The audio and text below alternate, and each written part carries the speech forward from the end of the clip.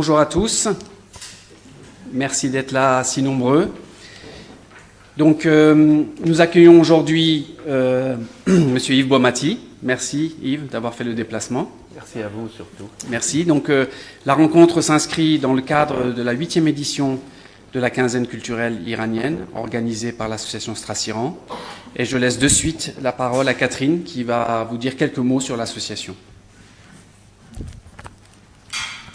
Bonjour. Depuis 15 ans, l'association Strass-Iran œuvre au dialogue interculturel dans un cadre de gestion et de gouvernance collégiale. C'est avec ce parti pris et une forte volonté à déployer des passerelles entre les peuples et leur création que nous vous proposons cette 8e édition du Festival de la quinzaine culturelle iranienne à Strasbourg qui a lieu du 18 au 31 mars. Il nous tient à cœur de souligner l'importance primordiale de neutralité politique et religieuse de notre association.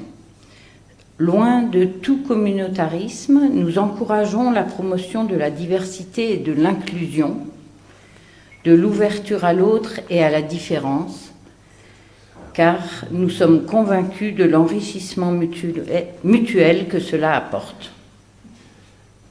Nowruz, à l'image du 20 mars qui marque l'équinoxe de printemps, est célébré depuis plus de 3 millénaires et fêté de nos jours dans 19 pays par plus de 300 millions de personnes. Pour les Iraniens, cette date représente le Nouvel An, un moment de joie et de convivialité. Il est dit que le bonheur est plus grand quand il est partagé. Voilà pourquoi nous comptons sur vous pour venir enrichir de votre présence chacun des événements de ce 8e festival de la quinzaine culturelle iranienne.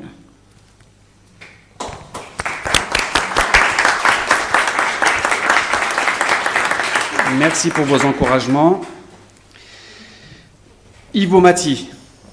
Cher Yves, vous êtes docteur ès lettres en sciences humaines, diplômé de l'école pratique des hautes études en sciences des religions. Vous vous intéressez depuis une trentaine d'années à l'histoire de l'Iran, sur laquelle vous avez publié d'ores et déjà 5 ouvrages. Alors on va rentrer directement dans le vif du sujet. Pourquoi est-ce que vous avez décidé de faire un livre sur les Safavides ? Bien, merci déjà de me permettre de m'exprimer. Merci aussi à la librairie Kléber pour son accueil. Pourquoi est-ce qu'on travaille sur un sujet plutôt qu'un autre ? Bien, déjà, pour moi, c'est une question à l'origine d'amitié, puisque mon co-auteur sur le premier ouvrage que j'ai écrit était Houchang Nahavandi, l'ancien recteur de l'université de Téhéran, et c'est lui qui m'a véritablement appris ce qu'était l'Iran et qui m'a introduit au meilleur niveau sur son histoire. Donc je me suis passionné soudainement pour l'histoire de l'Iran, alors que jusque-là je m'intéressais aux religions méditerranéennes et indiennes. Et progressivement, de fil en aiguille, l'idée est venue de travailler sur le Shah, qui était le plus important dans l'imaginaire européen, français en tout cas, qui était Shah Abbas Ier. Et puis, 30 ans, ou même plus que ça, 35 ans après, je me suis dit que Houchang Nahavandi ayant préféré se retirer, car il est maintenant assez âgé, il préfère travailler en langue persane, puisqu'il vient de publier un ouvrage sur Nader Shah.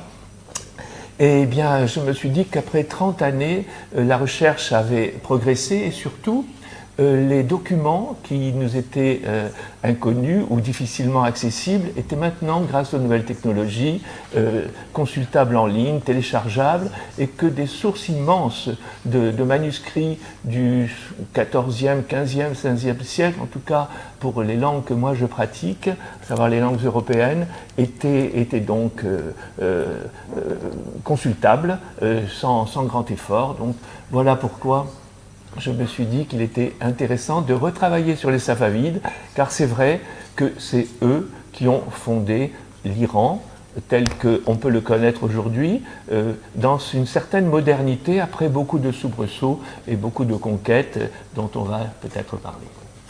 Merci. Vous avez d'ailleurs bien plus que d'autres travaillé sur des sources iraniennes.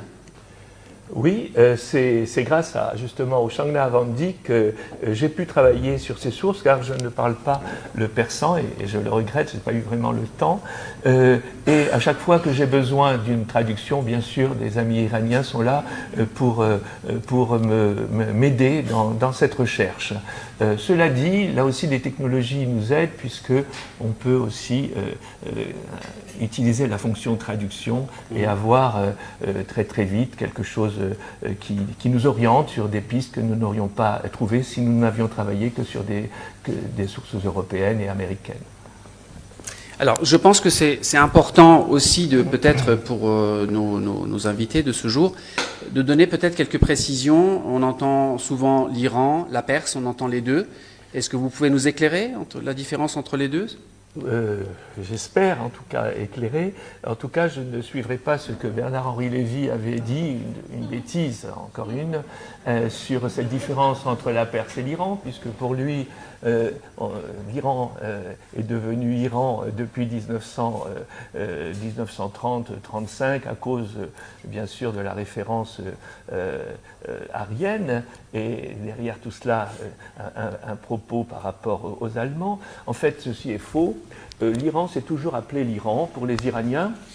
En revanche, les Européens qui suivaient une tradition grecque ont appelé l'Iran Persoi, et à cause justement de Cyrus, roi du Fars, de la Perse à l'origine, et c'est resté comme ça jusqu'en 1935 dans les chancelleries européennes. En 1935, Reza Shah, le père du dernier Shah, a décidé que tout le monde devait appeler l'Iran Iran.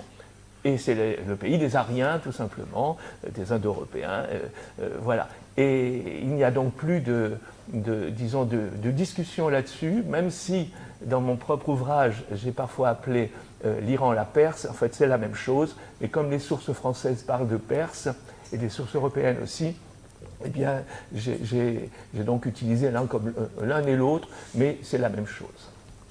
Merci.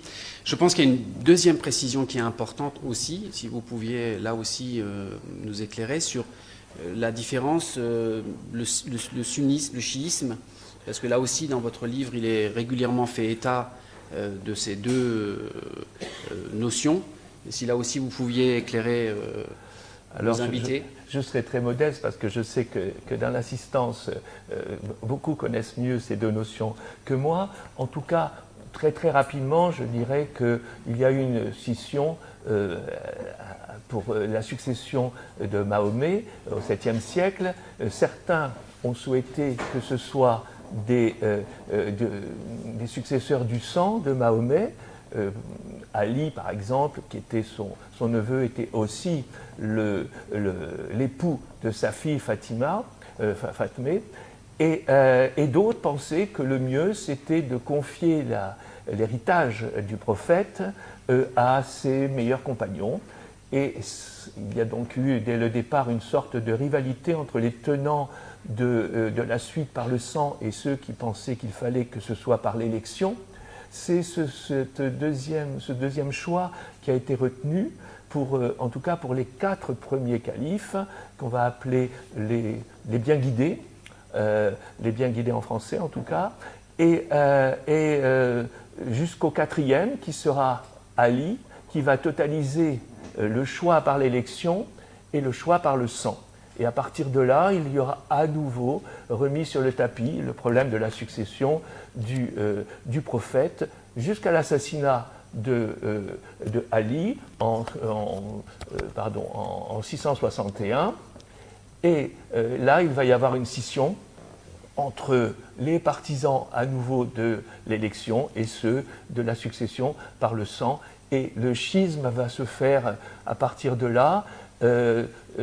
En 680 surtout, ce sera un schisme qui sera déclaré, schisme signifiant parti, shia, et à partir de là on peut dire qu'il y aura les sunnites qui suivent la sunna, les hadiths, etc., les interprétations, et ceux qui suivent les successeurs par le sang du prophète, c'est-à-dire les chiites qui vont reconnaître 12 imams, dont le premier sera Ali, 12 imams, le dernier imam s'étant occulté, et on attend toujours son retour. Voilà. C'est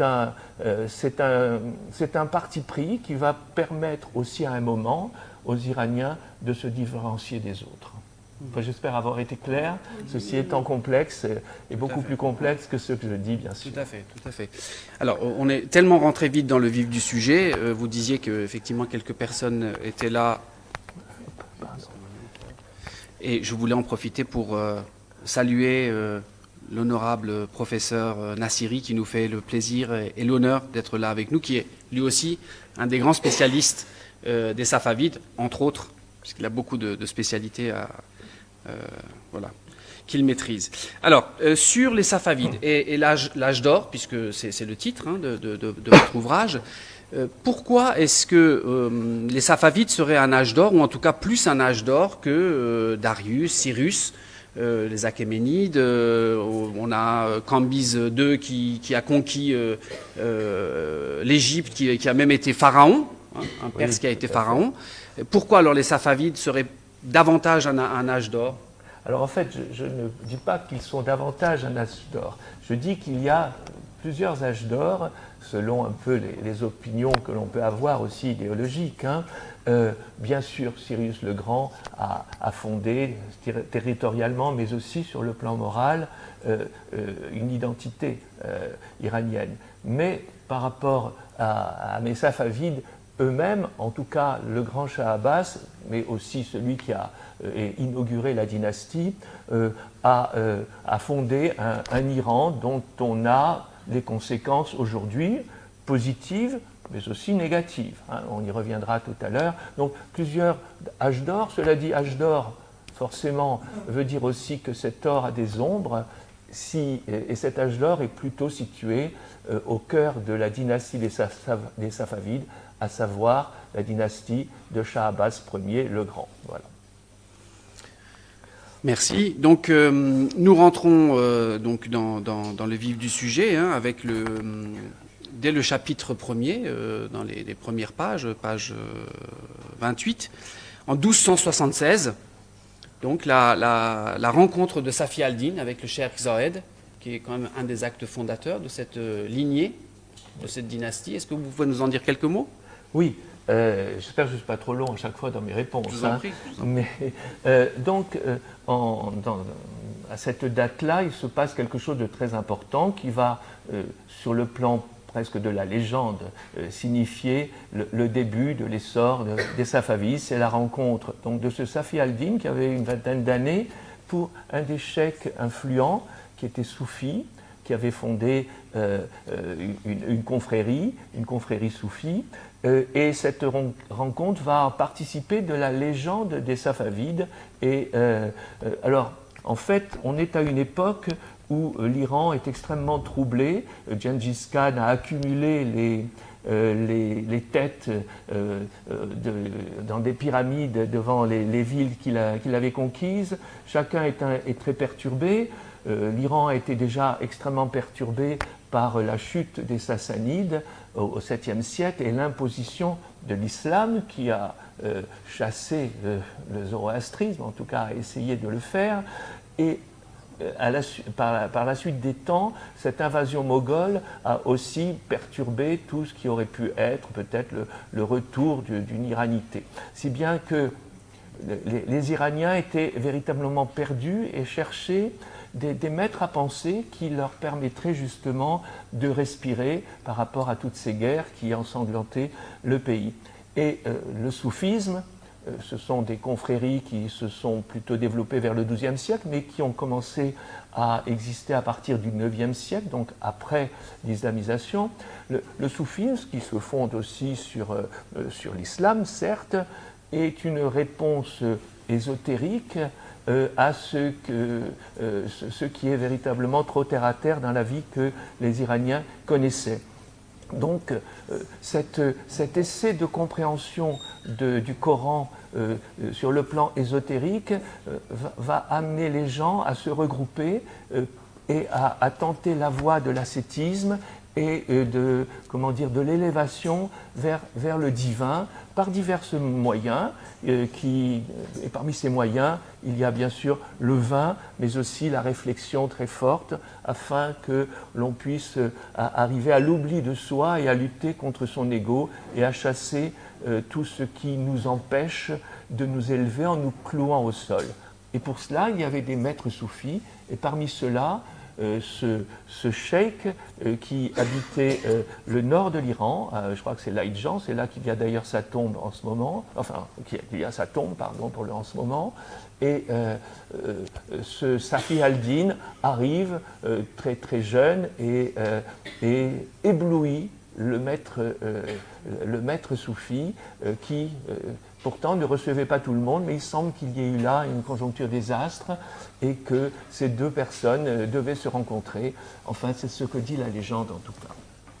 Et donc, ce sera Cheikh Zayed du Gilan qui va donc faire progresser dans les voies ésotériques, donc dans l'interprétation du Coran, une interprétation hérétique pour les orthodoxes véritablement, mais qui va le faire progresser jusqu'à ce que lui-même puisse prendre son envol, à tel point que sur la fin de sa vie, Cheikh Zayed, qui était devenu aveugle, se fera lire les textes par Safi al-Din et non pas son propre fils, qui en tirera d'ailleurs beaucoup de ressentiment. Oui, ceci nous emmène en 1301, à la mort de Cheikh Zayed, où Safi al-Din a tellement de suiveurs, hein, vous dites 16 000 suiveurs, que du coup, de lui-même, il crée sa propre confrérie, alors que la confrérie de Cheikh Zayed était a priori destinée à son fils. Oui. Enfin, son fils n'a pas beaucoup digéré le fait qu'il y ait eu une préférence de son père. Il va y avoir là aussi une sorte de schisme, en tout cas de partition, et Safi al-Din va lui-même devoir partir en créant donc sa confrérie, la Safaviya. Safaviya, vous voyez que c'est tout proche de Safavide, et qui va, disons, marquer le point de départ de cette lignée safavide qui va donner, de nombreuses années après, la dynastie des Safavides en 1501. Très bien, donc on a là 2 siècles, on va dire, d'une période assez trouble, hein, qui s'en suivent, jusqu'à Ismaël. Tout à fait, jusqu'à Ismaël Ier qui va prendre la couronne en 1501, mais avant qu'il ne puisse la prendre, évidemment, il y a énormément de changements dans cette Safaviye, dans la mesure où c'est avant tout un ordre contemplatif, un ordre qui est religieux, qui est quelque chose donc qui recherche l'ésotérisme, comme je l'ai dit tout à l'heure. Mais il va se passer une chose, c'est que progressivement, dans cet Iran qui se recherche, il va y avoir quelqu'un qui va arriver qui s'appelle Tamerlan, Timurlang, et que tout le monde déteste certes, mais pas les Safavides. Car, d'après la légende, toujours, et le professeur Nassiri peut-être nous donnera d'autres explications, il semblerait que Tamerlan va se prendre d'affection pour ses réflexions extrêmement profondes, extrêmement élevées de cette confrérie Safaviya, et va octroyer aux successeurs de Safi al-Din non seulement de l'argent qu'il octroiera non pas aux successeurs, mais à la confrérie elle-même, d'une façon inaliénable, mais aussi il va lui donner des territoires. Si bien que au début du XVe siècle, la confrérie va passer d'un état plutôt de réflexion contemplative, etc., à l'idée qu'elle pourrait aussi avoir une sorte de pouvoir politique, ce qui lui manquait jusque-là, d'autant plus que Tamerlan, qui avait fait prisonnier de nombreux Turkomènes, va donner à la confrérie la possibilité, va transférer à la confrérie ces Turkomènes qui auraient dû être des esclaves, qui seront libérés tout de suite et qui vont devenir une des forces armées des Safavides que l'on va appeler plus tard, quelque temps plus tard, les Kizilbash, les têtes rouges, qu'on va reconnaître avec un bonnet pointu à 12 plis, en souvenir, dit-on, des 12 imams. Voilà. Et ce sont ces Turkomènes qui seront chiites, mais qui seront aussi, qui auront des pratiques chamaniques.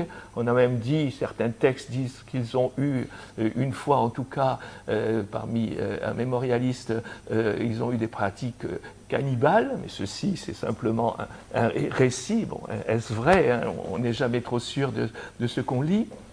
Il n'empêche que ces Kizilbash vont être véritablement reconnaissants d'être libérés déjà, et ensuite de suivre un maître parfait, parce que c'est ainsi qu'on appelle les grands cheikhs de la confrérie des Safavides. Maître parfait, c'est très important pour eux, parce que c'est la liaison entre le bas et le haut, entre la terre et le spirituel. Donc, ils sont avides aussi de reconnaître une puissance qui dépasse l'humain dans le chef des Safavides. Et c'est cela aussi qui fera que plus tard, lorsque les Safavides commenceront à ne plus respecter, disons, le contrat de départ selon leur pensée, eh bien, ils vont commencer à trouver que pourquoi ce ne serait pas eux qui domineraient le pouvoir politique. Voilà, ça nous emmène donc en 1501, date clé, avec le couronnement d'Ismaël Ier. Voilà. Alors, cet Ismaël Ier, bon, dans mon ouvrage, je parle beaucoup des alliances qu'il y a eu, des débats, et puis des luttes qu'il y a eu avec ce qu'on appelle les Karakoyunlu et les Akkoyunlu, qui sont des tribus extrêmement puissantes turkomènes, etc.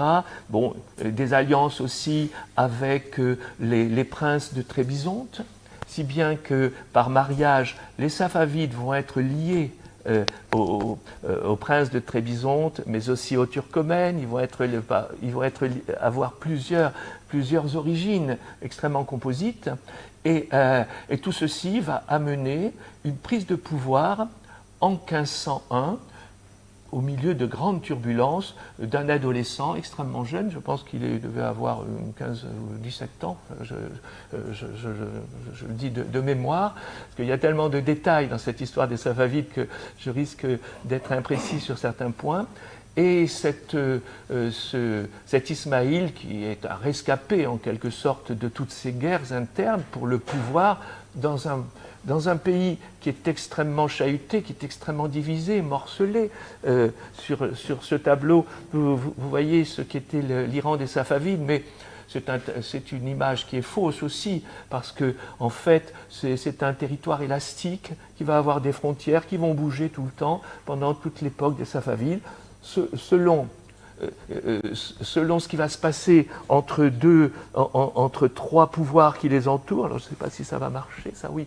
Bon, vous avez les Ouzbeks, là je suis assez mauvais à les dire. Bon, bah, je vais vous dire, voilà, les Ouzbeks, c'est dans le coin là-bas, supérieur droit. Et ça, ce seront de grandes luttes que vont engager les Safavides.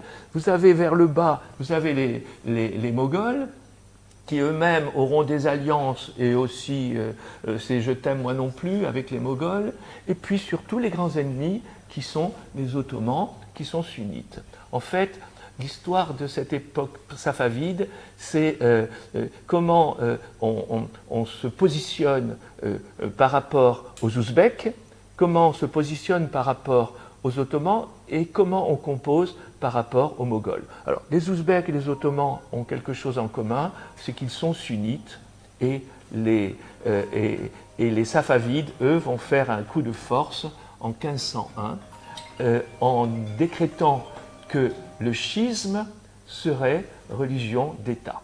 Et ceci est un des points qui va fonder l'Iran moderne aussi, avec ses contradictions et ses difficultés actuelles. Parce qu'en fait, Ismaël Ier n'avait pas, et je pense les gens qui l'entouraient, n'avaient pas, imaginé les conséquences d'un tel choix.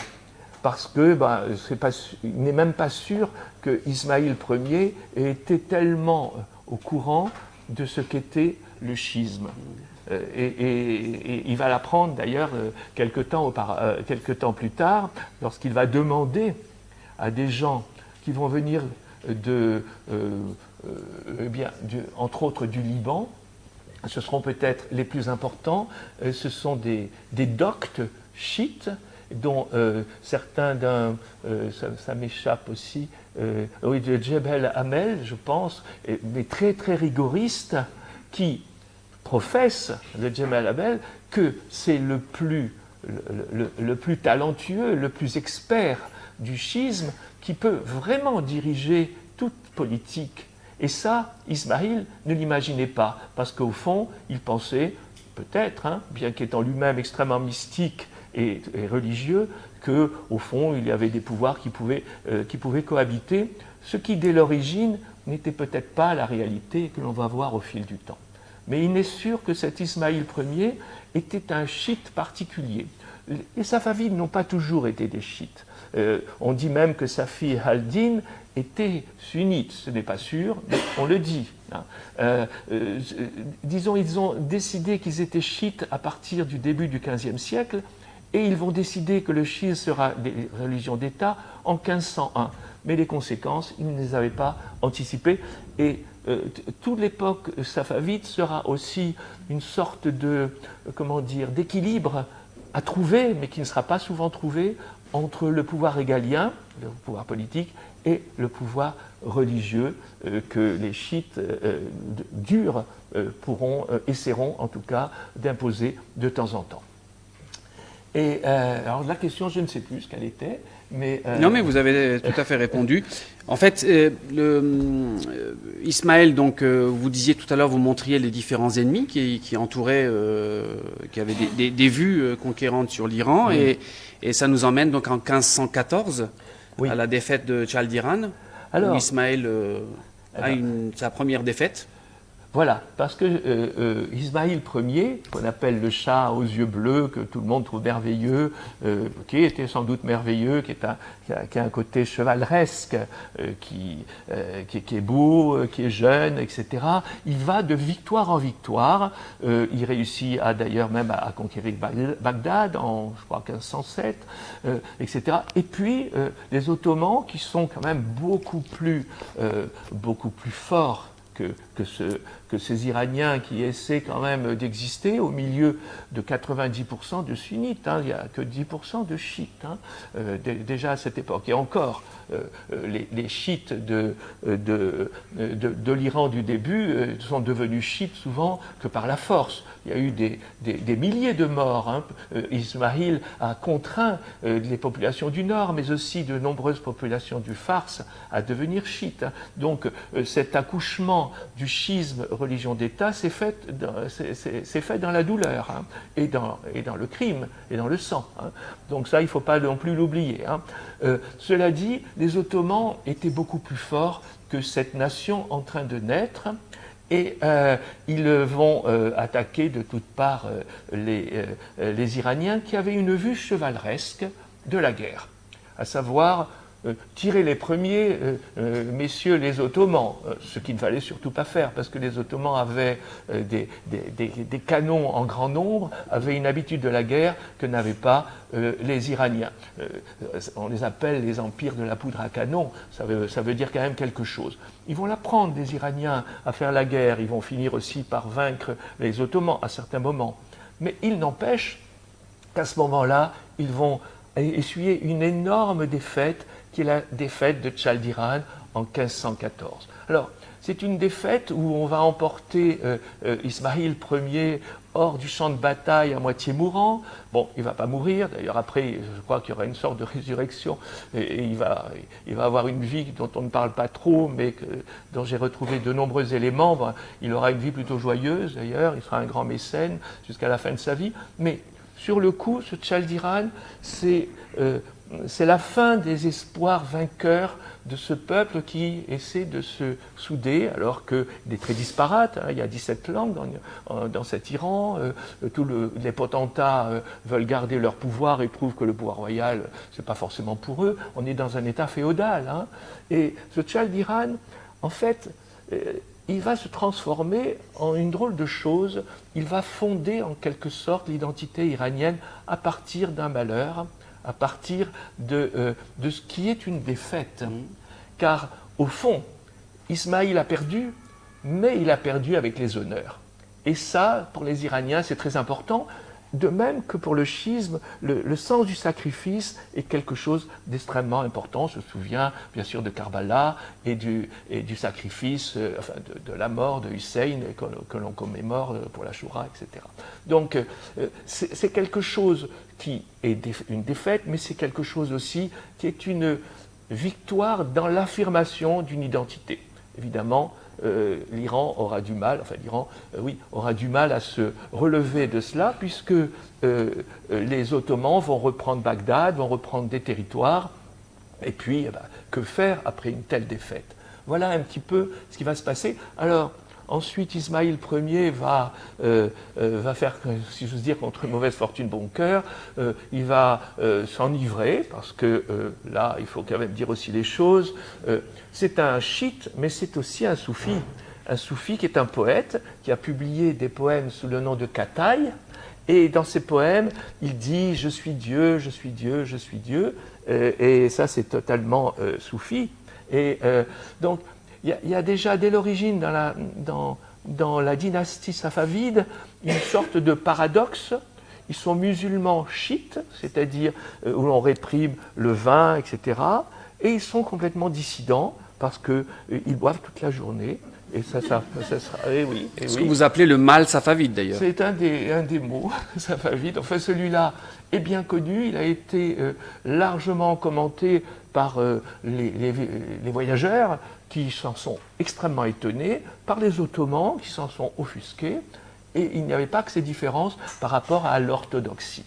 Donc, il y a une sorte de règle et il y a une sorte de transgression de la règle en même temps dans cette dynastie safavide. C'est d'ailleurs pour ça qu'elle m'a peut-être extrêmement intéressé. Alors, on va avancer parce que c'est passionnant. Hein, chacun de ces règnes est passionnant. Mais on va arriver à des rois qui le sont particulièrement. Donc, chapitre 3, donc on arrive au règne de Tamasme, qui lui aussi commence son règne dans une période particulièrement bouleversée pour l'Iran.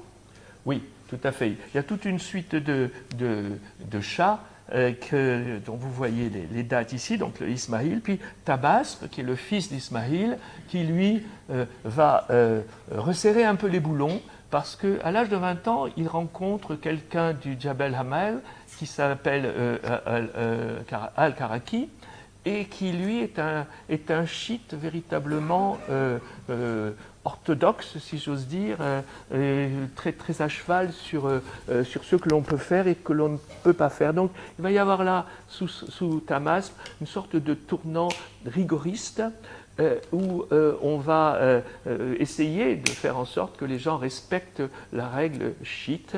Alors ça s'accompagnera aussi d'une réflexion sur les finances de l'État. Alors autant Ismaïl avait été dispendieux, etc., sur la fin de sa vie, autant Tamasme, bien qu'il soit aussi lui-même un grand mécène, va remplir à profusion les coffres de l'État. C'est bien qu'après ces nombreuses années de règne, il va laisser tout de même l'État, sans doute dans un certain rigorisme, une certaine tristesse aussi des mœurs, mais quand même avec beaucoup d'argent. Ce que vont dilapider d'ailleurs ses suiveurs. Alors on a une notion qui apparaît à ce moment-là de votre ouvrage, c'est la question des Akbari et des Usuli. Est-ce que vous pouvez nous en dire quelques mots, s'il vous plaît? Alors oui, c'est bien de me le rappeler parce que c'est une des notions fondamentales. Je l'ai esquissé un tout petit peu lorsque j'ai parlé tout à l'heure de ces Libanais qui sont venus évangéliser les foules iraniennes, mais est né avec sous Tahmasp une sorte disons, est apparu plus clairement les deux tendances très importante du schisme duodécimain, à savoir une tendance qu'on appelle des Akbari, qui est une tendance où les clercs conseillent l'État et commentent les choses du Coran, mais n'interviennent pas directement dans la politique. Et il y a les Usuli qui prétendent que le meilleur d'entre eux, le plus capé, si j'ose dire, dans les choses religieuses, peut prendre, lui, le pas sur le Shah. Et ça, c'est une tendance qui va se poursuivre, se pérenniser pendant toute l'époque safavide. Et dès que les religieux sentiront qu'il y a une faiblesse du pouvoir régalien, eh bien, ils vont essayer de prendre le pas et on verra comment Shah Abbas lui-même va faire en sorte que ceci se passe le moins possible. Mais il n'empêche que ces deux tendances vont subsister. D'ailleurs, je ne voudrais pas faire un parallèle très hasardeux, mais cette tendance au Souli, on va la retrouver aussi dans le gouvernement du Doct de la révolution de 1979 sous d'autres formes. Mais tout de même, c'est le religieux qui en fait assure le pouvoir régalien aussi, et on en voit les effets désastreux. Alors vous l'avez dit, on arrive là à la lumière de la dynastie. Voilà. Vous l'avez nommé, Shah Abbas Ier, voilà. dit le Grand. Shah Abbas, qu'on finira par qualifier de grand, tout comme Cyrus le Grand et Darius le Grand. C'est la lumière de notre dynastie, ça c'est un terme que Tahmasp Ier, son grand-père, a employé. Bon, il a eu une sorte de vision et il a su que un petit bébé qui venait de naître, c'est lui d'ailleurs qui a dit qu'il s'appellerait Abbas, parce qu'il avait eu un songe. Vous savez, toutes ces dynasties se fondent aussi sur une sorte de relation publique, faite de légendes, de songes, qui permettent aussi d'accréditer le gouvernement, ce qu'ils vont faire. Et ce Shah Abbas va aussi conquérir le pouvoir contre ceux qui vont l'avoir mis sur le trône, à savoir les Kizilbash. Et un faiseur de roi qu'on appelle Moshe Rolikan, Stadjoud, d'une grande tribu Kizilbash. Il y a eu 7 grandes tribus, enfin beaucoup plus, mais 7 très grandes, les Stadjoud, les Shamlou, les Rumlou, etc., dont on a encore des noms d'ailleurs chez les Iraniens d'aujourd'hui, bien sûr. Eh bien, ce Moshe Rolikan a pensé que ce petit jeune qu'il avait mis sur le trône, qu'on avait complètement oublié car il n'aurait jamais dû régner, c'était le 3e fils de Shah Mohammed, de Mohammed Kodabagdeh, qui était aveugle. Eh bien, ce 3e fils n'aurait pas dû régner, mais c'est celui-là qui va régner grâce à ce Moshe Rolikan et à ses armées, et à une sorte de coup d'État. Et ce Moshe Rolikan va finir par apposer son propre sceau à côté de celui de Shah Abbas. Et progressivement, Shah Abbas, qui avait envie, je crois, de régner, malgré sa grande timidité de départ, va finir par le faire assassiner. Un an après sa prise de pouvoir, en 1588, et c'est là que va commencer véritablement le règne du plus grand des Safavides. Et d'ailleurs, vous donnez une anecdote assez intéressante du début du règne, puisque Shah Abbas fait quelque chose qui est vraiment inattendu à son arrivée, qui n'est d'ailleurs pas très apprécié par ses généraux. Il décide de laisser des territoires à l'ennemi. Voilà. En fait, il se trouve confronté à un problème, c'est-à-dire que les Ottomans sont trop forts. De toute façon, quoi qu'on fasse, il ne pourra rien contre cette force, dans la mesure où il a compris que sa force armée n'était pas organisée et qu'il fallait du temps pour que l'on puisse arriver à quelque chose qui puisse repousser les Ottomans. Alors, ce qu'il fait, c'est assez incroyable. Eh bien, il va signer une paix Personne ne va le comprendre au début, mais il dit en même temps, faites-moi confiance, vous comprendrez pourquoi j'ai fait cela. En fait, il va laisser tout aux Ottomans. Lui, il ne gagne que la sécurité, qu'on ne lui en prenne pas plus, ce qui est déjà beaucoup. Donc les Ottomans vont prendre la Mésopotamie, ils vont prendre un peu d'Azerbaïdjan, Tabriz, etc., qui était une ancienne capitale. Bon, bref, voilà. La capitale à l'époque était Qazvin, qui avait été la capitale de son grand-père Tahmasp Ier. Bon, eh bien, il va tenir parole, c'est-à-dire que pendant quelques années après avoir signé cette paix, soi-disant infamante pour beaucoup avec les Ottomans, il va réfléchir car il avait une vision, et c'est la raison pour laquelle je pense que c'est un très très grand roi. Il avait une vision à long terme de ce que devait être l'Iran, un Iran fort, un Iran avec des structures, un Iran fédérateur, et grâce à cela, il va non seulement engager 2 Anglais, les frères Shirley, qui va d'ailleurs envoyer aussi en Europe en ambassade, pour essayer de bâtir une alliance de revers avec les Européens contre les Ottomans. Mais en même temps, il va décider qu'il fallait au pays des symboles.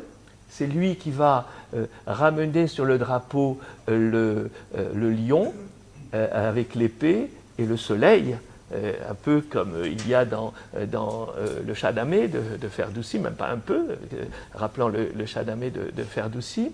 Et à côté de cela, il va réorganiser bien sûr l'armée grâce aux Anglais, qui avaient quelques longueurs d'avance, mais aussi restructurer le pays en luttant contre les différentes forces qui voulaient s'opposer à son règne absolu, parce qu'il est un petit peu comme notre Louis XIV, qui lui va régner plusieurs dizaines d'années après.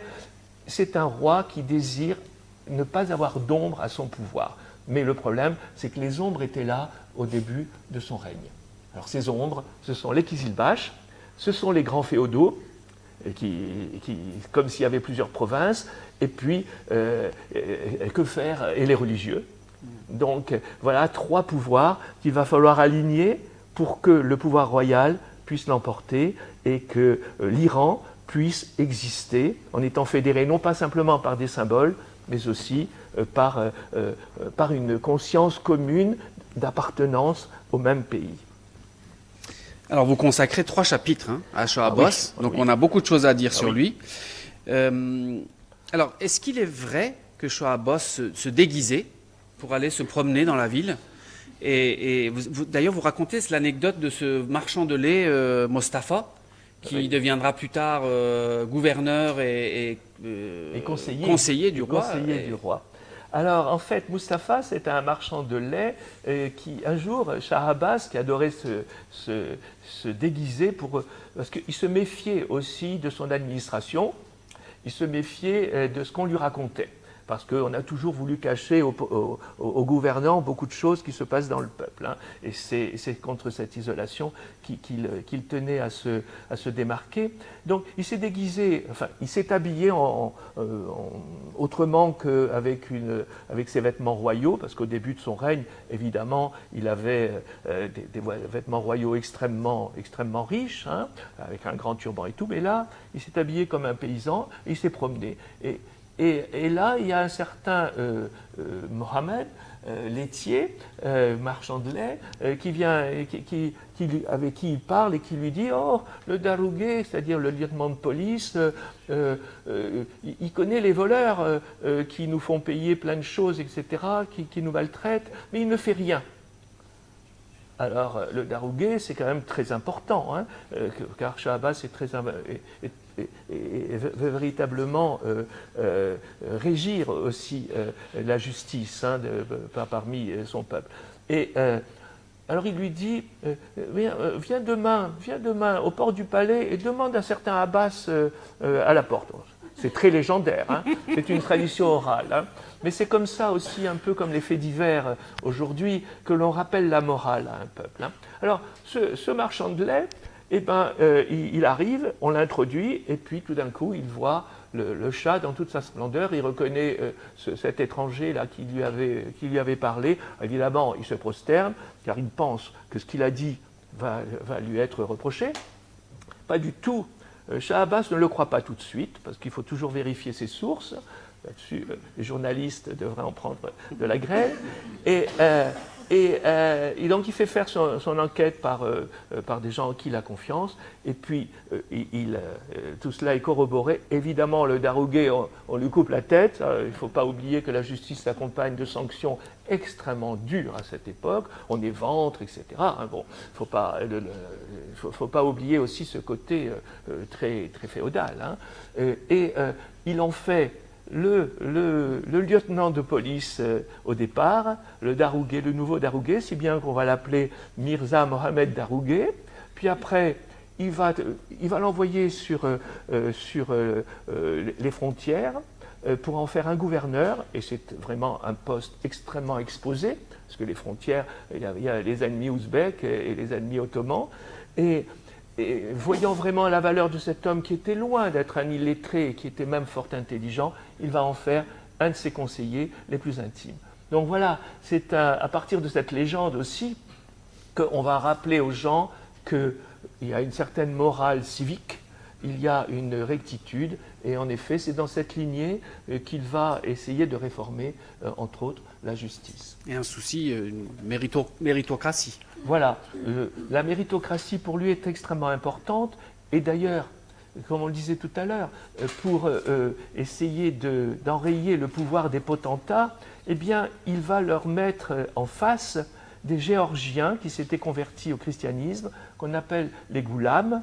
Goulam, c'est esclave, et il va en faire, en tout cas pour l'un, qui s'appelait Alaverdi, il va en faire ça va devenir un khan, il va en faire le gouverneur du Fars, un des gouverneurs les plus importants de l'Iran, et on va avoir en face donc des potentats, on va avoir en face donc des féodaux, on va avoir aussi un ensemble de goulams dont Alaverdi Khan va devenir le chef.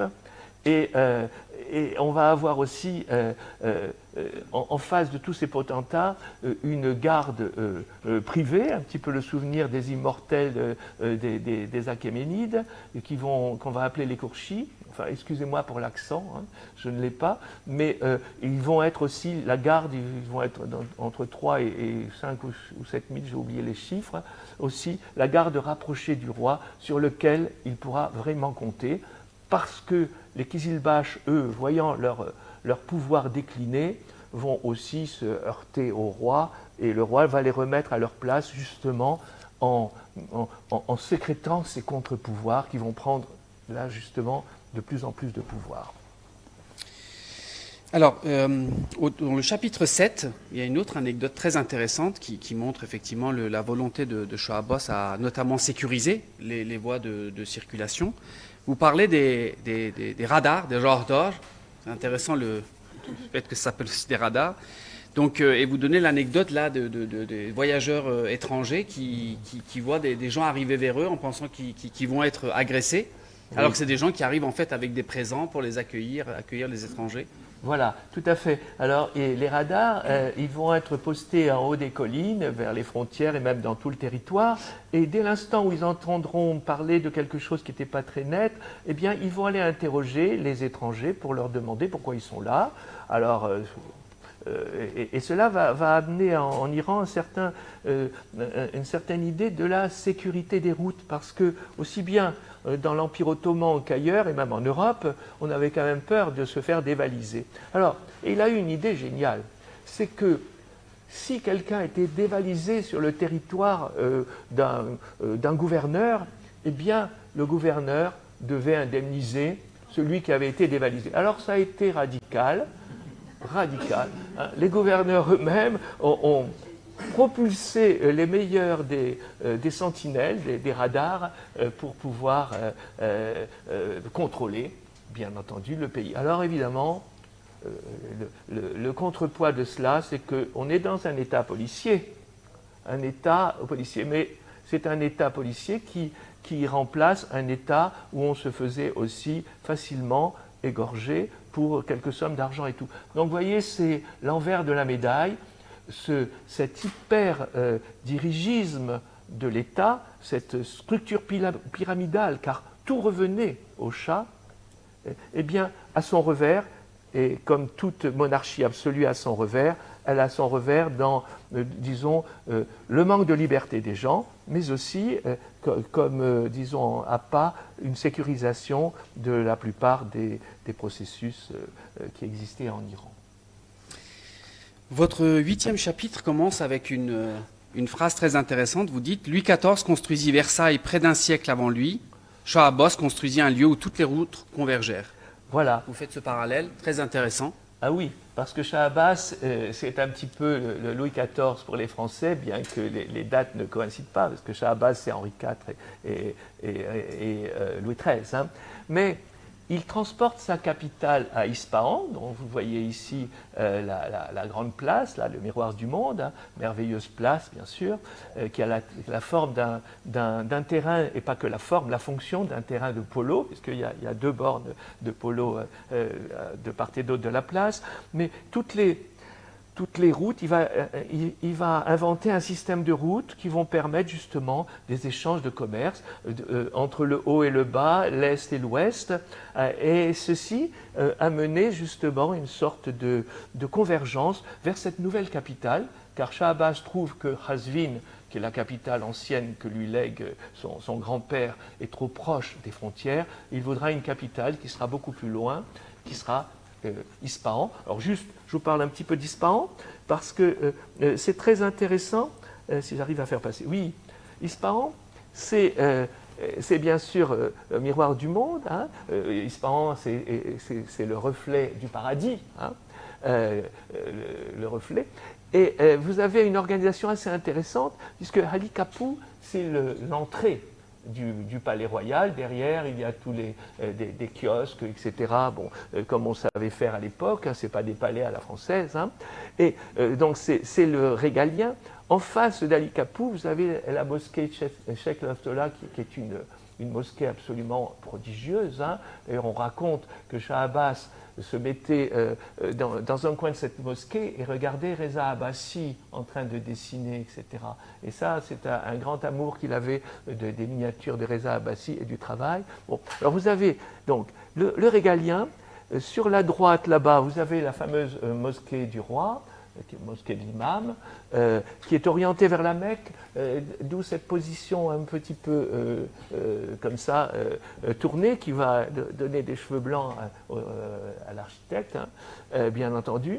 Et puis, donc vous avez le régalien, vous avez le religieux, la place au milieu et le bazar ici. Donc les fonctions sont réunies autour d'un espace central, où le Shah laissait un petit peu comme la place Jemaa el-Fna au Maroc, là, à Marrakech, il y avait des montreurs d'ours, il y avait une vraie vie de la cité, et le Shah regardait ça de son palais. Donc cette convergence des moyens de communication, eh bien, on la voit aussi par cette convergence symbolique de cette place où les pouvoirs sont réunis. D'ailleurs, sur Ispahan, vous rapportez une autre anecdote très très intéressante sur la journée de la femme, en quelque sorte, on pourrait dire. Hein. Journée de la femme où finalement les femmes du harem pouvaient sortir, se balader dans la ville, oui. Mais dans une ville où il n'y avait que des femmes. Voilà. Alors, c'est une aberration dans un pays musulman à cette époque. Jamais quelqu'un aurait pu penser ça avec un esprit vraiment religieux. Eh bien, lui, il a décidé une fois, je crois que c'est par mois, hein, le jour, bon, importe peu, ça ne pouvait pas être le vendredi de toute façon, bon, disons que c'est le jeudi, comme ça tout le monde est d'accord. Eh bien, c'est Pietro della Valle qui nous raconte ceci grâce à sa femme Sita. Et il nous dit que 4000 femmes donc pouvaient se promener sans voile. C'est très important ça aussi dans la ville. Les hommes n'avaient pas le droit. Alors pour ne pas que les hommes viennent perturber les choses, il mettait dans le périmètre déterminé pour que les femmes puissent se promener libres et s'amusent, etc., il y avait des gardes qui avaient le dos tourné. Les maris des femmes qui tenaient les commerces n'avaient pas le droit non plus, ils étaient relégués à l'arrière-boutique. Alors, la seule personne qui avait le droit de se promener, c'était Shah Abbas. Bah oui, évidemment. Et il en profitait. Avec 4000 femmes. Oui. D'ailleurs, il ne se gênait pas pour batifoler de l'une et l'autre. Et là aussi, c'est rapporté par des chroniqueurs qui disaient que c'était pour lui aussi, mais ça, je ne suis pas sûr que ce soit la vérité, une façon d'apprendre ce que les autres, ce que même ses ministres voulaient lui cacher. Donc, il n'hésitait pas, à coucher avec les femmes de ses ministres pour apprendre sur l'oreiller aussi les secrets qu'on voulait lui cacher. Donc, et ça, c'est pas moi qui j'en aurais pas du tout la possibilité ni l'envie, c'est vraiment les mémorialistes et les historiens de cette époque qui nous le rapportent. Et il y en a eu beaucoup, parce qu'il y a eu pas tant que ça de visiteurs, mais suffisamment pour que nous soyons renseignés sur la façon de vivre à cette époque. Je souhaitais qu'on fasse un petit éclairage sur Shah Abbas et sa relation aux chrétiens.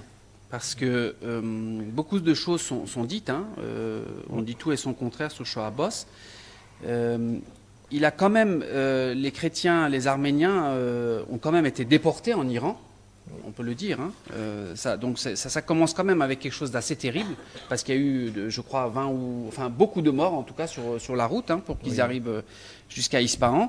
Mais en même temps, il y a vraiment une partie de la ville qui leur a été dédiée, avec des privilèges particuliers. Et je crois même que Shah Abbas lui-même aimait participer aux fêtes chrétiennes. Donc... Mais c'est tout à fait vrai. En fait, il y a une déportation très importante des Arméniens chrétiens entre 1604 et 1607. Les Arméniens ont toujours été, chahutés par l'histoire. C'est ce qu'on appelle une zone tampon, pardon pour le terme, parce que ce sont quand même des êtres humains dont on parle, entre les Ottomans et les Iraniens, et également d'ailleurs les Russes. Bon, passons. Cela dit, les Arméniens préféraient aller vers le côté, nous disent aussi certaines chroniques, vers le côté iranien que vers le côté ottoman qui était beaucoup plus strict envers eux. Bon, il n'empêche que Shah Abbas a neutralisé une partie de la zone d'Arménie qui était vraiment en tampon avec les Ottomans et a fait incendier énormément de villages, d'églises, etc. Bon. Et je crois que c'est 50 000 Arméniens qui ont été déportés. Il en est resté 20 000 en arrivant à Ispahan. Alors, pour les dédommager, mais là je mets ça entre guillemets véritablement, il a décidé de consacrer un faubourg derrière le Zayanderud, la rivière qui partage Ispahan, de leur consacrer un quartier qu'on va appeler la Nouvelle Djolfa. Pourquoi la Nouvelle Djolfa? Parce que Djolfa a été le premier village qui a accepté de partir avec évidemment tout ce qu'ils pouvaient emporter et surtout leur croyance. Ils étaient chrétiens et Shah Abbas a non seulement leur donné cet espace, mais aussi, alors que sa population n'était pas très très favorable, il faut bien dire, à cette implantation, il va aussi financer la cathédrale de Vank, en tout cas le début de la cathédrale arménienne de Vank, tout simplement, non pas pour les beaux yeux des Arméniens, bon, ils les aimaient bien certes, mais en fait les Arméniens avaient des réseaux extraordinaires sur le plan commercial, et cela va permettre aussi à l'Iran de rayonner dans tout le monde connu de cette époque. Et il va aller beaucoup plus loin, Shah Abbas. Il va par 2 fois participer aux fêtes de Noël et du Nouvel An, également à l'immersion des croix dans le Zayanderud, et à certaines fêtes chrétiennes. On dit même qu'il a été impliqué très directement dans une fête chrétienne. Voilà. Et il y a plein d'autres choses avec les chrétiens qui va être en porte-à-faux. Il va même se heurter aux musulmans pour défendre l'implantation de Djolfa. Il ne faut pas oublier cela non plus. Mais bon, c'est un État absolu. et il fera comme il l'entend, bien sûr. Hein. Il y avait d'autres anecdotes sur les chrétiens, mais elles m'échappent là.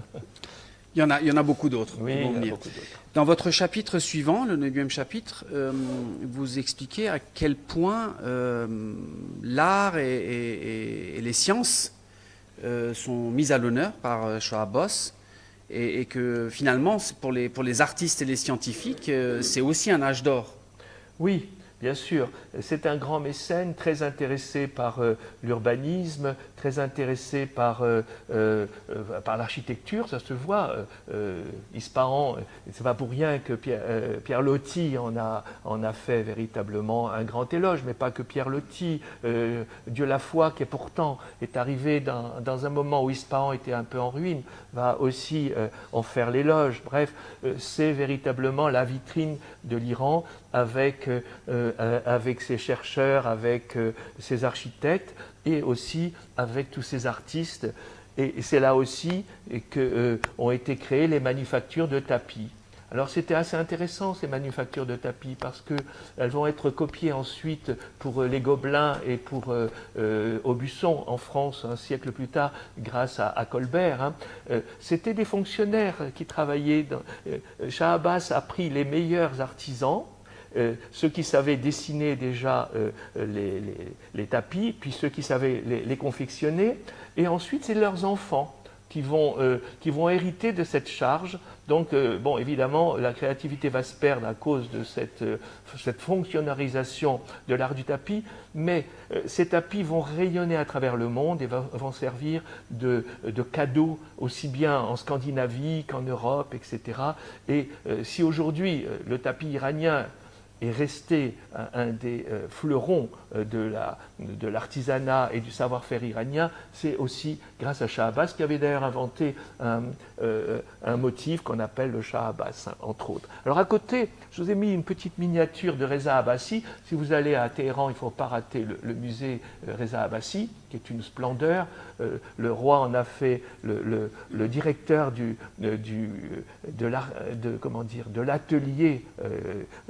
l'atelier royal. Bon, il suffit de voir toute cette production de Reza Abbasi qui s'inscrit bien sûr dans toutes les productions des miniatures qu'on voit aussi sous Ismaïl Ier avec Béchad, etc. Donc voilà, là, par cela aussi on rayonne, et puis des spécialités comme cette façon de faire sur des tôles à la main, ces entrelacs à Ispahan, bon, bref, tout ce qui était artisanal va être favorisé pour en devenir quasiment une industrie, et en tout cas une marque iranienne dont des Iraniens continueront à être fiers pendant fort longtemps. Alors vous, dans votre chapitre suivant, vous décrivez une fin de règne terrible. Oui. Shah Abbas sombre dans la paranoïa jusqu'à assassiner son propre fils, après l'avoir obligé à exécuter ses proches, ses suiveurs. Oui. Oui, c'est tout à fait ça, dans la mesure où l'absolutisme de Shah Abbas va amener aussi une certaine paranoïa de ne pas pouvoir tout contrôler. Et 40 ans de règne, ça userait tout le monde, et ça l'a usé particulièrement, d'autant plus qu'il buvait toute la journée, nous disent beaucoup de mémoriels, enfin de chroniqueurs, pardon.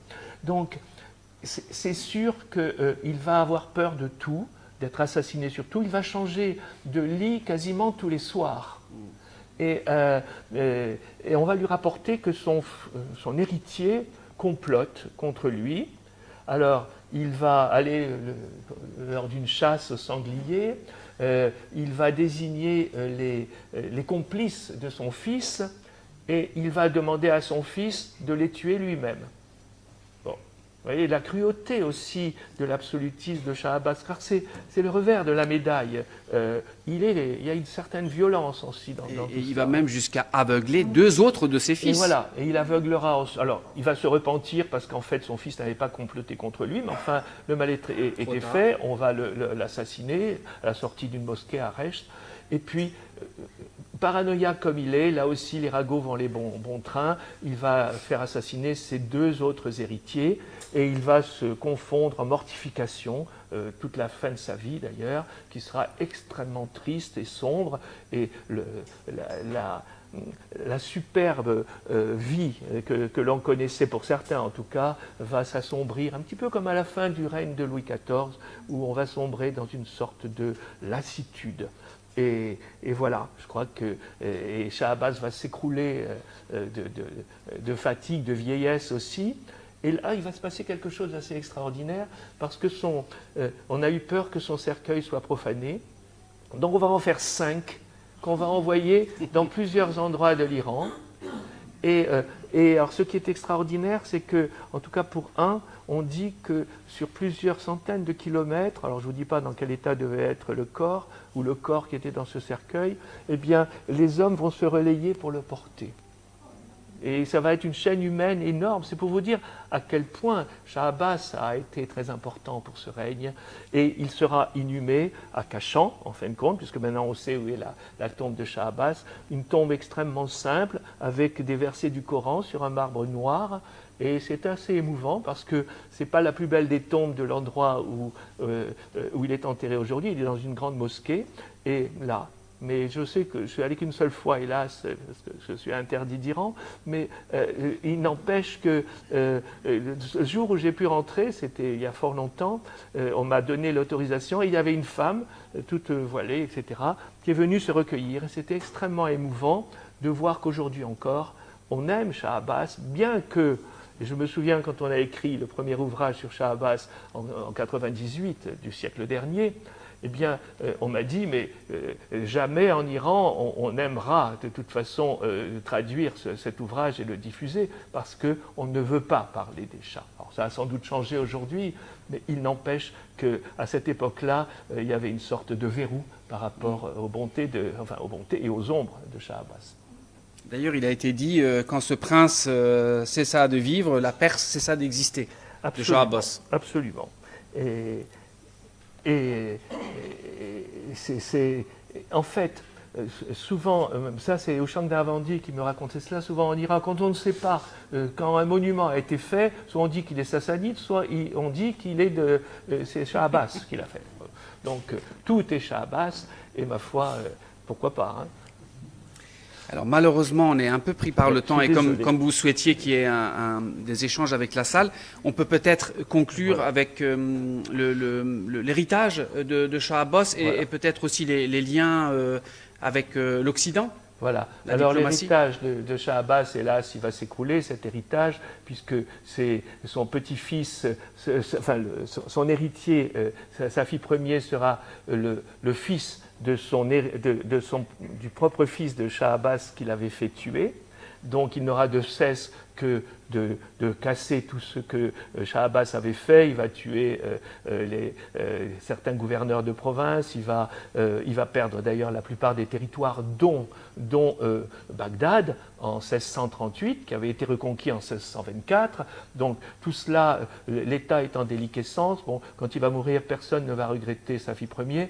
Ensuite, Shah Abbas II, qui lui, jusqu'à 16 ans, va adorer son grand-père Abbas Ier, qui va ouvrir l'Iran à de nombreux visiteurs, à des ambassades, etc. Mais à l'âge de 17 ans, lui-même va sombrer dans le vin, et puis va laisser aux eunuques et aux religieux le fait de diriger l'État. Même les Juifs, qui étaient quand même plus ou moins protégés, vont devoir porter un carré d'étoffes de couleurs différentes, chose qui est quand même assez incroyable. Bon, ça ne va pas durer longtemps, mais enfin, quand même, ça rappelle d'autres choses. Bon, ensuite, les 2 derniers qu'on va appeler les rois fainéants, les 2 derniers safavides, alors là, ce sont les eunuques qui vont dominer l'État. Il va y avoir un certain Mohamed Bakr Majlesi qui, lui, va rappeler que les Oussouli ne sont pas morts et qu'il fallait là aussi vider les celliers du vin, il fallait obliger les femmes à ne pas se promener dans la rue sans un homme, qui soit le frère ou le mari, qui va empêcher les jeunes jusqu'au tir au pigeon, en les empêchant aussi d'aller dans des tavernes qui vont être fermées. Bref, on va assister à quelque chose de terrible à la fin du XVIIe siècle. D'ailleurs, Majlesi sera tellement apprécié que quelques années après sa mort, on va incendier sa maison en 1715. Donc ça rappelle aussi quelques petites choses. Enfin bon, passons. Voilà. Et l'héritage que va laisser le Shah, eh bien, ce que je vous disais, c'est que c'est une époque que l'on mythifie, je pense. Et puis pour l'Europe, eh bien, je vais simplement vous dire une petite chose. Charles Perrault a inventé un marquis de Carabas dans le Shah Beauté. Eh bien, vous y retrouvez bien sûr Shah Abbas, puisqu'il est tellement riche, le marquis de Carabas, que c'est l'image que l'on avait à cette époque-là de l'Iran opulent, riche, parce que malgré toutes les ombres qu'ont colporté les chroniqueurs, il y avait quand même quelque chose qui subsistait, à savoir la richesse. D'ailleurs, les encyclopédistes, ce qu'ils ont retenu beaucoup de l'époque des Safavides, c'est l'économie, c'est comment on gérait un pays. Et ça, ils l'ont beaucoup aimé. Quant à l'absolutisme de Shah Abbas, bon, ça a été un peu un contre-pouvoir pour critiquer l'absolutisme français et l'absolutisme européen. Donc ça, c'est assez intéressant. Montesquieu également s'amuse avec Ricard et Ouzbek pour critiquer l'absolutisme sous Louis XV. Et voilà. Mais en tout cas, tant de choses seraient encore à dire, mais on y passerait la nuit. Mais je ne suis pas un conteur persan. Tout y est là. J'invite tout le monde vraiment à le lire. Est-ce qu'il y a des questions? On va prendre les dernières minutes qui nous restent pour répondre aux questions.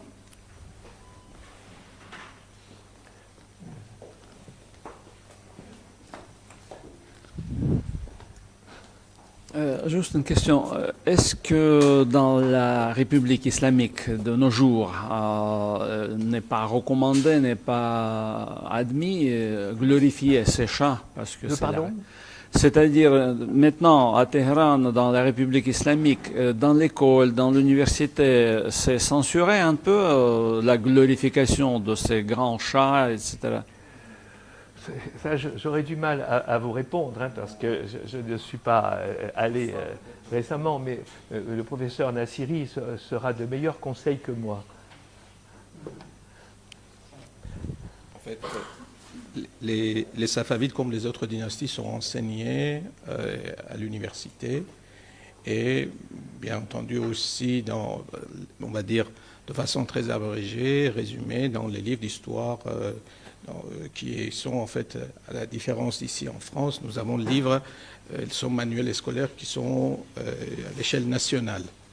D'accord? Donc, livre d'histoire, par exemple, pour le lycée, on en parle non seulement des Safavides, mais également des autres dynasties. Je comprends tout à fait votre remarque, mais ça, c'est plutôt envers les Pahlavides, dernière dynastie. Donc, l'attention est beaucoup plus portée sur ça, également à la fois noircir l'image du fondateur de la dynastie Pahlavi de différentes façons, aussi bien sa prise de pouvoir et des choses qu'il a fait pendant son règne de 16 ans plus avant la période après son coup d'État, donc en tout 20 ans, alors que le progrès de l'Iran pendant 20 ans était beaucoup plus que dans toute autre dynastie et tout autre règne. Et sur le dernier Shah d'Iran, bien sûr, l'attention est beaucoup plus portée sur cette dernière dynastie que sur les autres. Si je peux me permettre, parce que j'ai pris le micro, d'abord, je vous remercie pour cette présentation. Je peux tout à fait vous comprendre, ce n'est pas évident d'expliquer tout ce qui est dans le livre en 45 minutes, mais ça donne vraiment envie et ça montre votre passion et votre volonté pour faire découvrir, on va dire, le public francophone, français, et aussi bien les Iraniens issus de deuxième génération qui préfèrent lire, par exemple, les ouvrages en français où c'est plus facile la lecture en français. Juste pour ajouter quelques petites anecdotes qui peuvent être intéressantes pour l'audience.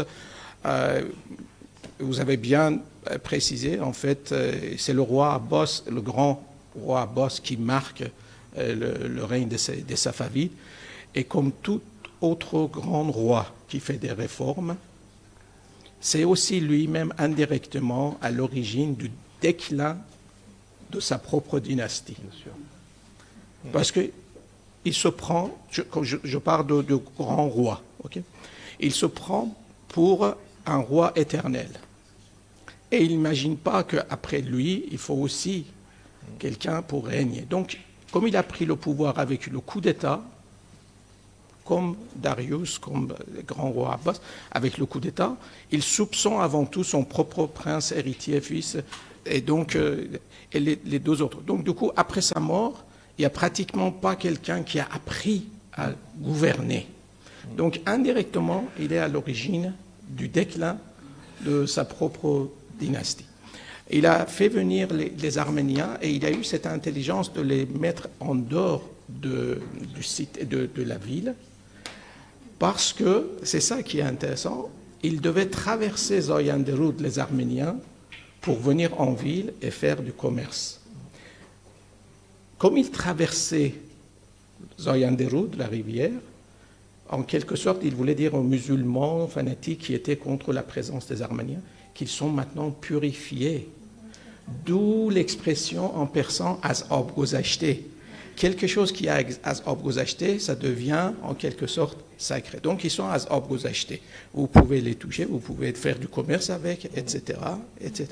Donc c'est pourquoi il les met dehors. Par contre, l'Église, c'est intéressant de voir qu'à l'intérieur, vous avez mosquée et l'Église en même temps. Et d'ailleurs, c'est la seule Église qui a la coupole. La coupole, ça c'est l'église devant que vous voyez à l'intérieur. On dirait une partie de mosquée de Cheikh Lutfollah qui est au plafond et les autres, c'est incroyable cette église, c'est-à-dire chaque élément, parce que ce sont des éléments tout à fait iraniens, comme par exemple les images, les têtes que vous voyez de chaque côté, c'est complètement motif décoratif persan. Ce n'est pas du tout dans les motifs décoratifs chrétiens. D'accord? Donc ça, il était pour le rapprochement. Et je vais terminer avec une autre information sur Tahmasp, le deuxième roi safavide. Tahmasp, il a le règne le plus long, 52 ans, de la période islamique de l'Iran.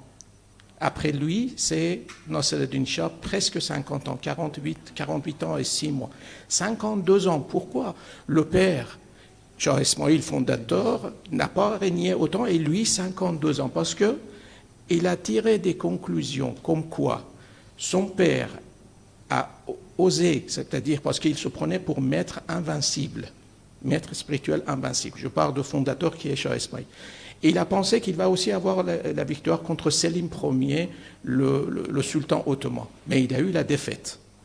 Par contre, le fils, Tahmasp, 7 fois son royaume, et sa capitale va être prise carrément, son royaume est envahi par l'armée ottomane. Il est contemporain avec Soleiman le Magnifique. Mais les 7 fois, il pratique la terre brûlée.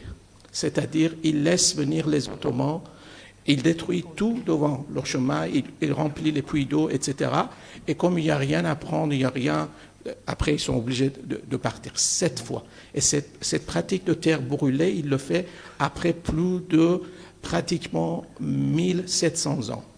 Les premières qui l'ont fait dans l'histoire, ce sont les Parthes, 250 avant Jésus-Christ. Et ils ont réussi à battre plusieurs fois l'armée romaine de cette façon. D'accord? La deuxième personne qui le fait, c'est Tahmasp. Jusqu'à Tahmasp, nous n'avons pas la pratique de terre brûlée. Et c'est pourquoi il règne longtemps. Je voudrais juste te dire, par rapport au fait que Shah Abbas n'a pas pensé à sa succession, il faut aussi penser que la plupart des princes héritiers sont éduqués dans le harem et sont loin des préoccupations qui les guettent lorsqu'ils deviendront chats. D'où la faiblesse de beaucoup de chats, des derniers, qui n'ont jamais rien connu que les eunuques et les femmes, mais qui n'ont pas été éduqués dans la chose politique. Donc ça montre aussi, en effet, comme vous disiez, le manque de préparation et d'anticipation de sa propre mort. Monsieur Baumati, bonjour. Je voulais savoir, est-ce qu'on a une idée de la cartographie religieuse du pays à ce moment-là? Parce que, évidemment, comme vous venez de le souligner, c'est grâce aux Safavides que l'Iran est devenu chiite. Sinon, jusqu'à présent, ça n'était pas le cas. Et de temps en temps, dans certains livres, on lit aussi que jusqu'à ce moment-là, les zoroastriens restaient encore majoritaires, quitte à payer une somme pour pouvoir conserver leur religion. Est-ce qu'on a une idée bien précise? Parce que finalement, si certains pensent que si à la place de se convertir au chiisme, Ismaël ou Abbas, ils avaient décidé de se convertir au zoroastrisme, qui était notre religion originelle, ma foi, peut-être que l'histoire du pays aurait grandement changé et évolué. Alors, en fait, précisément, je pense qu'on n'a pas les chiffres. Hein. Certes, bon, les Zoroastriens, de toute façon, devaient acquitter une somme d'argent, hein, puisque c'est une religion du livre, au même titre que les chrétiens et les juifs. Hein. Mais je ne suis pas sûr que l'ancrage musulman ait pu être bousculé à ce point. Cela dit, les sunnites restaient très influents dès au début des Safavides, à telle enseigne que Ismaïl II, qui n'a régné qu'un an, hein, il a été emprisonné 20 ans par son père, donc il est sorti à moitié fou de la prison où il était, lui a, dit-on, a essayé de restaurer le sunnisme. Et il a été assassiné, bien sûr, un an après, mais on n'en parle pas souvent. Donc s'il a essayé de restaurer le sunnisme, c'est qu'il y avait aussi dans le peuple un ensemble de populations qui auraient aimé se dégager du schisme tel qu'il est subsumé qu'il allait devenir. Bon, et ceci sous toute réserve, parce qu'on n'en parle pas beaucoup de cet Ismaïl II, qui est un petit peu l'oublié de l'histoire des Safavides, alors qu'il a essayé lui-même de lutter contre les pouvoirs uniquement religieux ou des factions Kizilbash, etc. Donc voilà, mais je n'ai pas les chiffres exacts par rapport. Enfin, à mon avis, personne ne les a, car on ne faisait pas de recension à ce point. Alors Yves, merci pour la discussion. J'avais une question sur le processus de chiitisation du pays. Donc là, on est en train de parler de région.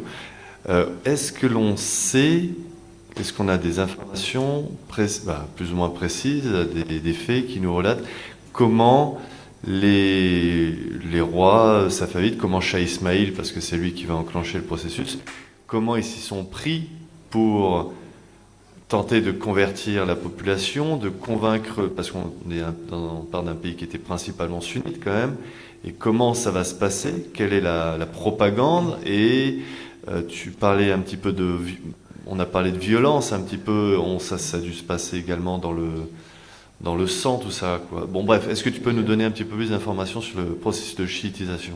Alors, en fait, les partisans d'Ali se sont réfugiés en Iran lorsqu'ils ont été, disons, en quelque sorte mis en minorité par rapport au sunnisme triomphant, hein, et surtout qu'à Damas, puis ensuite à Bagdad, ils n'étaient pas véritablement les bienvenus. Donc, le lieu de repli, ça a quand même été l'Iran pour les chiites. Bon, cela dit, le sunnisme restait aussi très, très important, comme je l'ai dit, au nord, mais pas qu'au nord de l'Iran. Et là, Ismaïl a essayé, par les gens qu'il avait importés, disons, du Liban, mais aussi de la Mésopotamie, etc., de chiitiser, si j'ose dire, les populations. Il a essayé par la persuasion, mais comme ça ne marchait pas forcément, alors il a tué.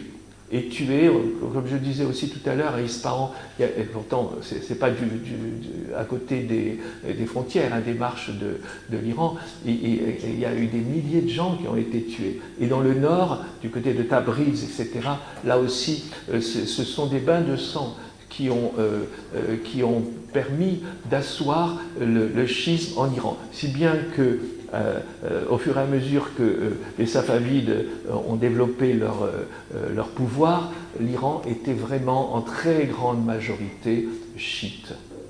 Il y avait des chrétiens, il y avait des juifs aussi qui étaient plus ou moins bien considérés. Bon, au bazar, c'était des droguistes, hein, mais il n'empêche que l'Iran était déjà refusé le sunnisme officiellement, sauf dans cet épisode d'Ismaïl II, mais les chiites étaient véritablement extrêmement dominants. C'était d'ailleurs un choix politique pour Ismaïl et les Safavides, un choix politique dont ils n'ont pas peut-être au départ considéré assez les conséquences.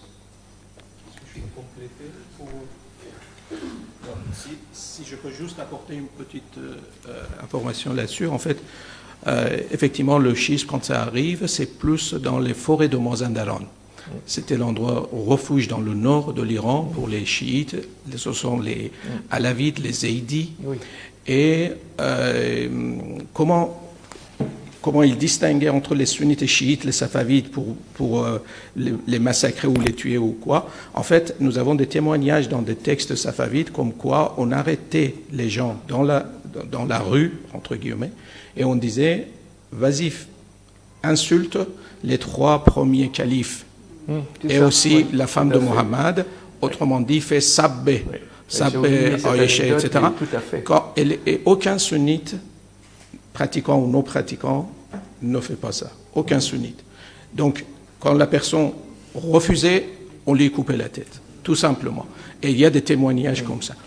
Et j'ajoute aussi, il faut aussi oublier les clichés. Alors, les Safavides ont instauré le chiisme comme religion d'État. C'est beaucoup plus question politique parce que il y a un chercheur iranien qui avait les habits de Mollah et qui a abandonné les habits de Mollah, qui était juriste et qui a perdu sa vie à cause de tout ce qu'il a écrit.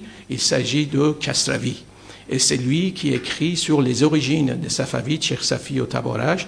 Et c'est le premier qui dit que quand on voit la lignée, l'arbre généalogique des Safavides, parce qu'ils vont inventer l'arbre généalogique pour arriver au 7e imam chiite, Moussa Kazem, et il dit non, à partir de 23e personne qui est Firouz Shah Zarin Kola, on voit que déjà ils sont des Kurdes et en plus c'était pas du tout des chiites. C'est à partir de Khaja Aliye, Siarpouch et Haïdar qui ont pris tendance plutôt politique de chiisme. Les Rezelbash, ils buvaient de l'alcool fort la veille de chaque guerre parce qu'ils devaient se battre tout en étant ivres. Donc, oublions cette histoire, le vin interdit en islam, ce sont des chiites, etc. Shah Tahmas, Shah Soleiman, la plupart, ils buvaient du vin et ils faisaient après le serment pour ne pas continuer à boire. Donc, la plupart, ils buvaient de vin. C'est ce que M. Bobati appelle le mal safavide. Voilà. Quant à la filiation sur le 7e imam, bon, ça n'a pas été prouvé, hein, mais c'est en effet une revendication multiple hein, de l'origine des safavides. Alors, merci pour tout. Une question diplomatique. Vous indiquez la République de Venise. Est-ce qu'il y avait un réel contact? Est-ce que ça a été sporadique? Est-ce qu'il y avait des échanges aussi peut-être de savoir? Je pense à l'artisanat. Et deuxième question, beaucoup de minorités, l'Iran a toujours été au centre d'une partie du monde en tout cas, comme on le voit. Et l'artisanat qu'on voit encore aujourd'hui dans cette belle ville, d'où cela vient? Quelle est l'influence safavide et quelles sont surtout l'influence des minorités, s'il vous plaît?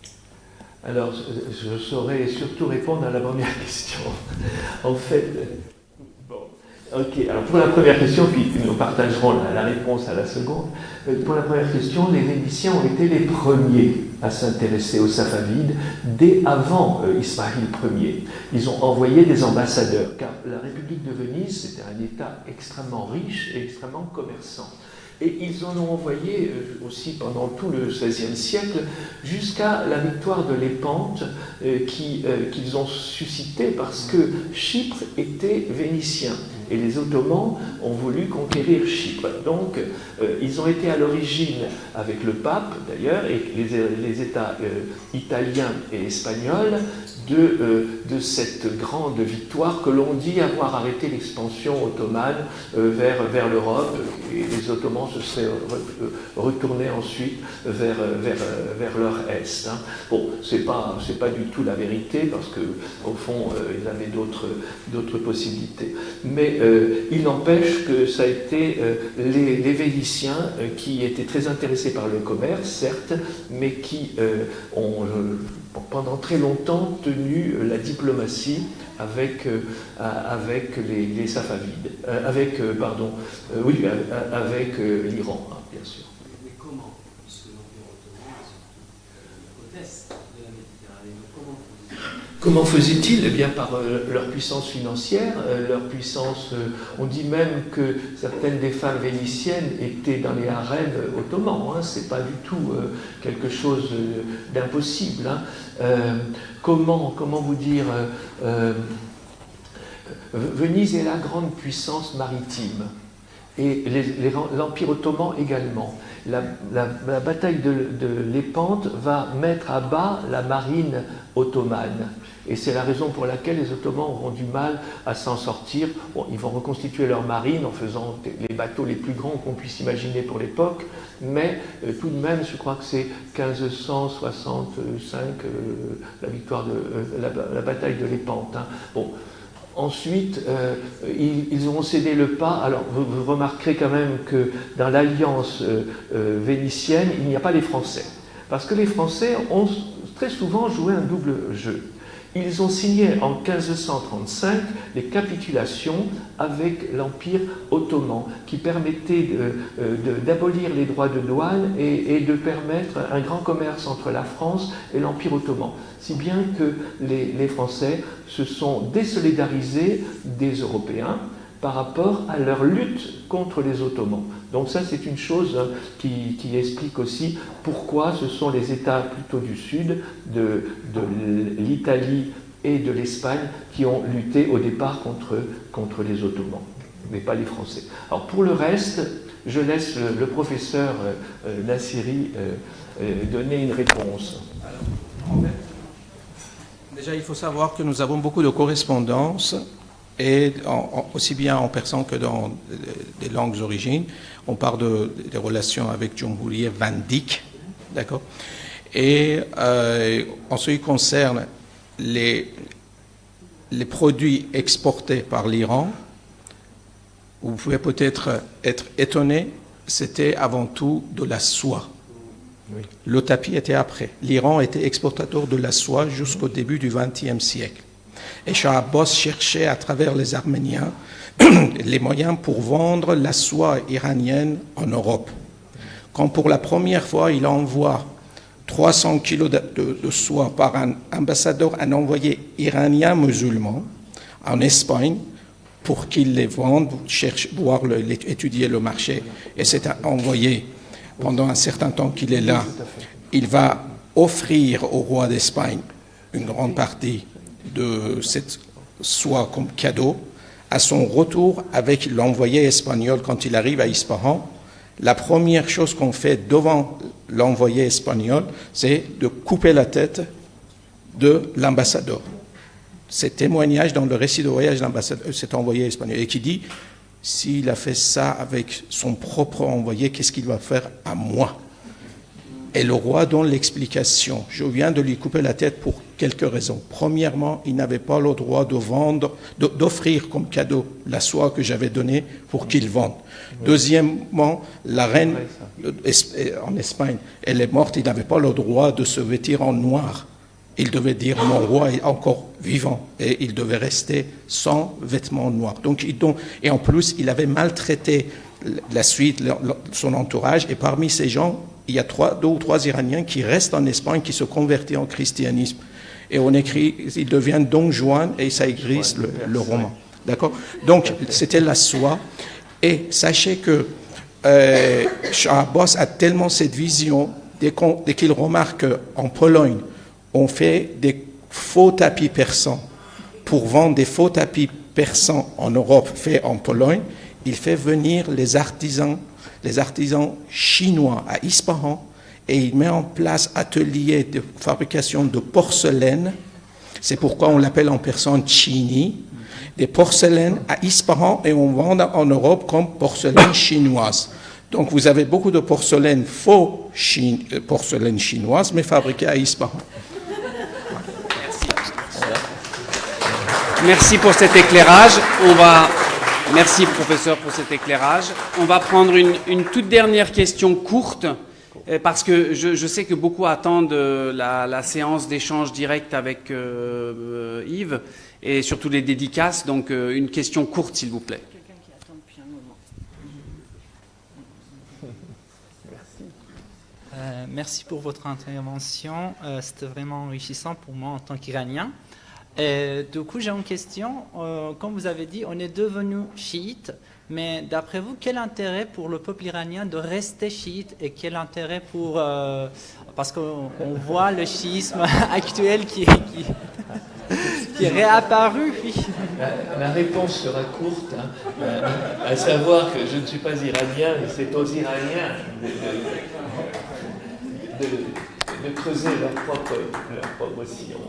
Nous allons rester sur cette réponse. Merci beaucoup. Merci à tous. Merci Yves.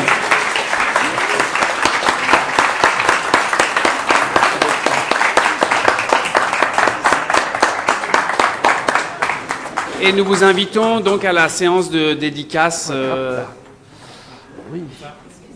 là-bas.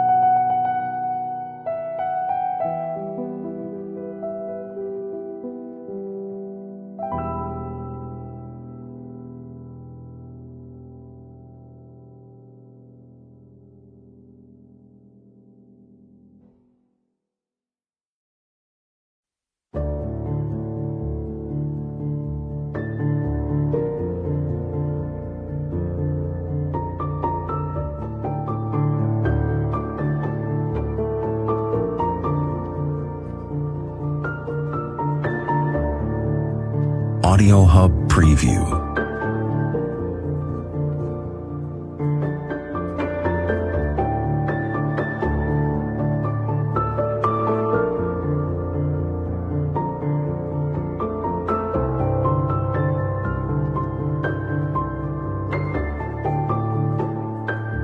Audio Hub Preview.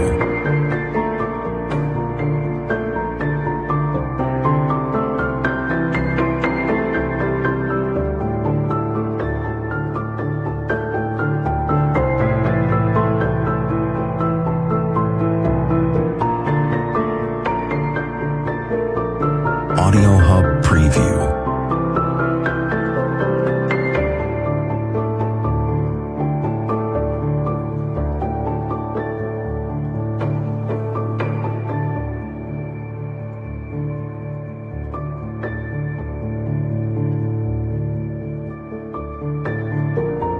Audio Hub Preview.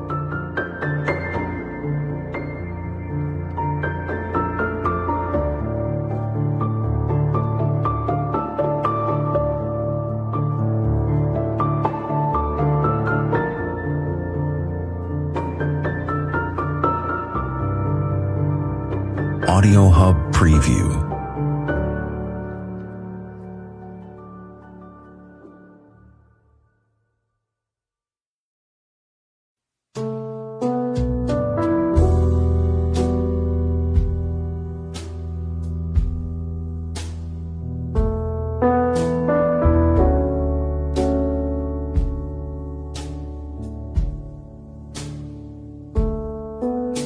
Audio Hub Preview.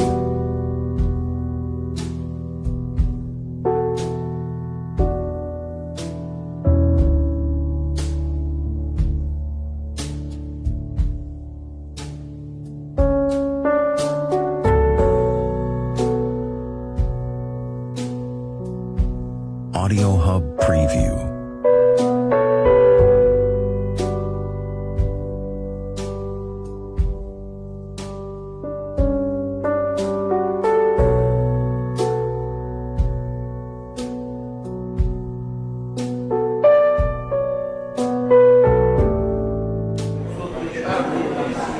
Bonsoir, on a le plaisir de vous accueillir ici ce soir dans le cadre de la quinzaine culturelle iranienne.